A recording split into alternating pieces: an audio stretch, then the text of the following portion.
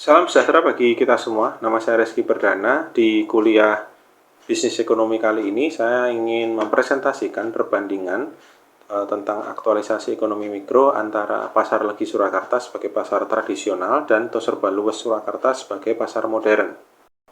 Kedua pasar ini terletak di kota Surakarta yang memiliki karakteristik yang berbeda, karena Pasar Legi memiliki karakter pasar tradisional dan Luwes memiliki karakteristik pasar modern. Langsung saja saya akan memasuk dalam fenomena mikro di Pasar Legi Surakarta dan di Toserba Luwes. Yang pertama, fenomena mikro di Pasar Legi Surakarta memiliki beberapa jenis, yaitu tentang tawar-menawar untuk mencapai harga yang disepakati antara penjual dan pembeli. Yang kedua, hubungan pribadi itu membuat pelanggan itu cenderung untuk membeli pada penjual yang mereka kenal. Sedangkan fenomena mikro di Toserba Luwes, pembayaran digital itu sudah mulai digunakan di Toserba Luwes, seperti pembayaran debit, digital payment, atau pembayaran melalui handphone. Dan Toserba Luwes juga menawarkan beberapa produk pilihan dalam satu tempat yang sama untuk memudahkan pelanggan mendapatkan banyak kebutuhan dalam satu tempat, seperti peralatan elektronik, perabotan rumah tangga, pakaian, makanan, dan lain sebagainya. Untuk perilaku produsen di Pasar Legi, pasar tradisional, untuk proses produksinya, Pasar Legi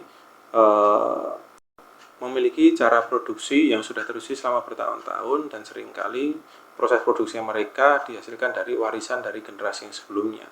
Untuk konsep biaya, para produsen di Pasar Legi mempertimbangkan biaya bahan baku, tenaga kerja, dan lainnya, namun dalam beberapa kasus mereka juga mungkin lebih fleksibel dalam mengelola biaya mereka. Untuk keuntungan sendiri di Pasar Legi Surakarta memiliki tujuan untuk mendapatkan untung dalam penjualan mereka. Tetapi keuntungan juga dapat berkontribusi juga pada komunitas lokal di pasar tradisional tersebut.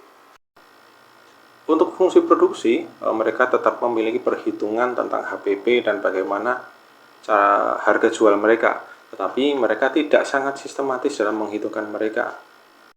Tetapi mereka tetap memperhitungkan bagaimana sejauh mana mereka mengambil keuntungan.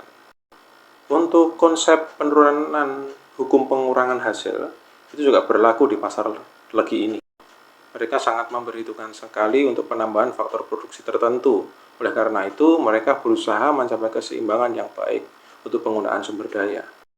Untuk break-even analisisnya, mereka perlu tahu juga kapan mereka akan mencapai titik di mana pendapatan dan penjualan produk mereka bisa setara dengan biaya produksi.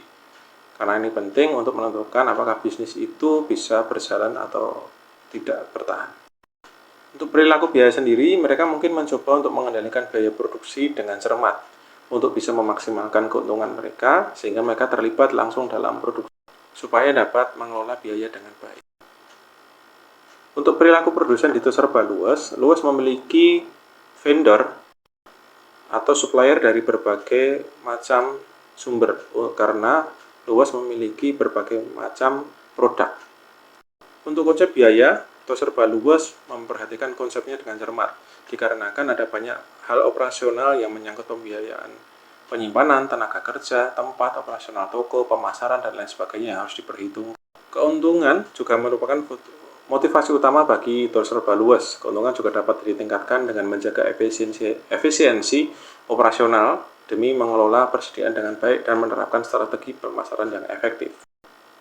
Untuk fungsi produksi, Toserba Luwes mencakup berbagai aspek termasuk pengadaan barang, dari pemasok, penyimpanan, penataan produk, pengelolaan inventaris, pengiriman produk antara gedung dan toko, serta pelayanan pelanggan.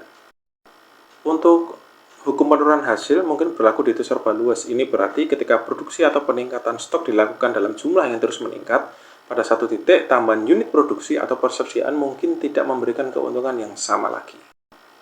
Break-even analysis adalah alat yang digunakan juga oleh Toserba Luwes untuk menentukan jumlah penjualan yang diperlukan agar biaya yang dikeluarkan untuk produksi, penyimpanan, dan operasi tercakup sepenuhnya. Untuk perilaku biaya sendiri yang mengacu pada bagaimana biaya berubah seiring dengan perubahan dan volume produksi atau penjualan. Produsen di Toserba Luwes harus memahami juga perilaku biaya mereka, apakah biaya mereka bersifat tetap atau variabel. Ini penting untuk perencanaan bisnis ke depan. Itu tadi untuk perilaku produsen antara Pasar Legi dan Toserba Luwes. Berikutnya untuk perilaku konsumen dimulai dari Pasar Legi. Untuk proses produksi di pasar legi, konsumen di pasar legi sering memiliki pemahaman yang mendalam tentang proses produksi dari barang yang mereka beli. Jadi mereka mungkin mengetahui cara produk tersebut dibuat dan bahan-bahan yang digunakan.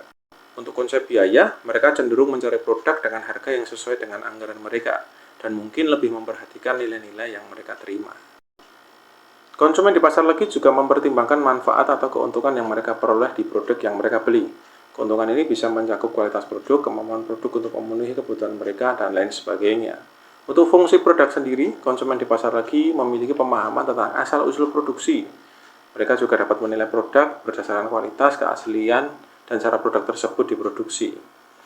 Konsep hukum pengurangan hasil juga dapat mengaruhi perilaku konsumen ini. Mereka mungkin menyadari bahwa konsumsi berlebihan pada suatu produk tertentu mungkin tidak akan memberikan kepuasan yang sama seperti pada awalnya.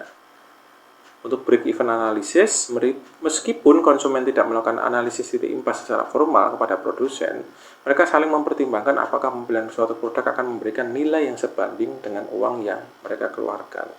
Untuk perilaku biaya sendiri, konsumen di pasar lagi juga dapat mempertimbangkan perilaku biaya pribadi mereka. Mereka mungkin mencoba mengelola anggaran mereka dengan bijak, mencari produk dengan harga yang sesuai dengan pendapatan mereka.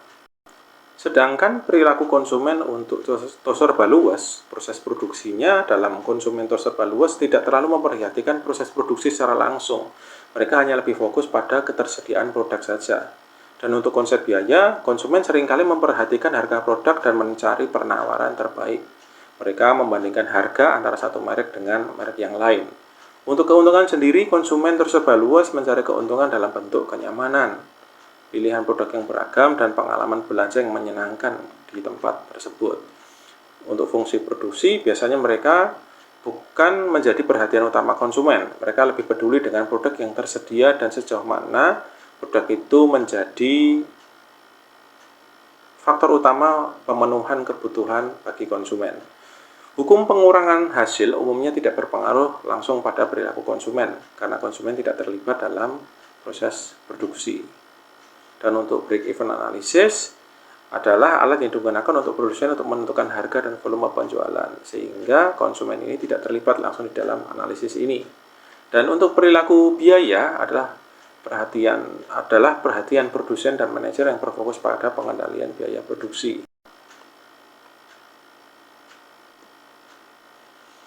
Selanjutnya, untuk adopsi teknologi di pasar legi, di beberapa area dengan usia penjual yang lebih muda telah mengambil langkah untuk menggunakan teknologi ini, seperti penggunaan smartphone dan pembayaran digital. Tetapi untuk penjual yang lebih tua masih memakai cara transaksi cash, dikarenakan platform yang dimiliki seperti smartphone mereka tidak memilikinya dan pengetahuan yang sangat terbatas. Tapi dengan demikian, kemajuan dalam adopsi teknologi di pasar legi masih ada potensi untuk mengalami pertumbuhan yang lebih lanjut. Sedangkan adopsi digitalisasi teknologi itu serba luas itu digunakan seperti pembayaran digital yang sudah masif dilakukan dan penggunaan pembayaran menggunakan aplikasi seluler. Untuk intern manajemen atau serba luas sendiri juga memakai yang digunakan biasanya untuk manajemen rantai pasokan digital yang berbasis komputer untuk memantau persediaan barang dan sistem manajemen inventaris yang otomatis untuk menghindari kekurangan stok atau kelebihan persediaan. Untuk fasilitas fisik di pasar legi sendiri sudah sangat memenuhi syarat, seperti kamar mandi, tempat sampah, tempat parkir, dikarenakan pasar legi baru saja melakukan pembangunan baru, sehingga bangunan dan fasilitas semuanya itu baru, lebih bersih, lebih tertata. Hanya saja untuk ukuran kios yang khususnya di bagian luar itu lebih kecil dibanding dari bangunan yang sebelumnya. Untuk fasilitas non-fisik sendiri, pasar legi sudah sangat terjaga dikarenakan gedung baru, atap yang dibuat sangat tinggi sehingga sirkulasi bisa berjalan dengan baik, dan juga para petugas yang sangat siap untuk menjaga kebersihan itu dengan baik. Sedangkan untuk fasilitas fisik di itu serba luas juga memiliki lapangan parkir yang memadai, karena itu sangat penting bagi mereka. Mereka memiliki lapangan untuk parkir dan juga fasilitas parkir basement. Untuk pengelolaan sampah dan kamar mandi juga sangat efisien dan ramah lingkungan sehingga tidak menghasilkan bau juga, dan para petugas yang siap untuk menjaga dan memelihara. Untuk fasilitas non fisik, pengelola Desto Serba Luas ini memastikan toko memiliki sistem keamanan yang baik, melindungi pelanggan dan staf, salah satunya dengan petugas security di setiap area dan setiap lantai yang ada. Saran yang saya berikan untuk Pasar Legi ke depan adalah kepada pengelolaan pasar untuk berkomunikasi dengan baik dengan para pedagang dan pelanggan untuk memahami kebutuhan mereka selanjutnya. Selain itu, mengalokasikan anggaran yang cukup untuk pemeliharaan dan pemeliharaan fasilitas fisik dan non-fisik. Karena biasanya di pasar tradisional untuk pemeliharaan ini masih kurang sekali untuk kedepannya, sehingga ada banyak fasilitas fisik yang akan mudah rusak. Dan saran saya untuk serba luas adalah memastikan untuk fasilitas fisik seperti kamar mandi, tempat parkir, dan tata letak toko untuk mendapatkan pemeliharaan yang rutin. Ini juga membantu memastikan bahwa semuanya selalu dalam kondisi yang baik. Dan juga yang terakhir, selalu membuka terhadap umpan balik kepada pelanggan. Seperti karyawan Serba Luas bisa selalu mengajukan pertanyaan kepada pelanggan untuk mengetahui apa yang ingin mereka tambahkan, seperti kritik dan saran, supaya dapat meningkatkan pelayanan di Serba Luas sendiri. Demikian hasil presentasi dari saya membandingkan antara Pasar Legi Surakarta sebagai pasar tradisional dan Serba Luas sebagai pasar modern di Surakarta sebagai aktualisasi ekonomi mikro. Terima kasih.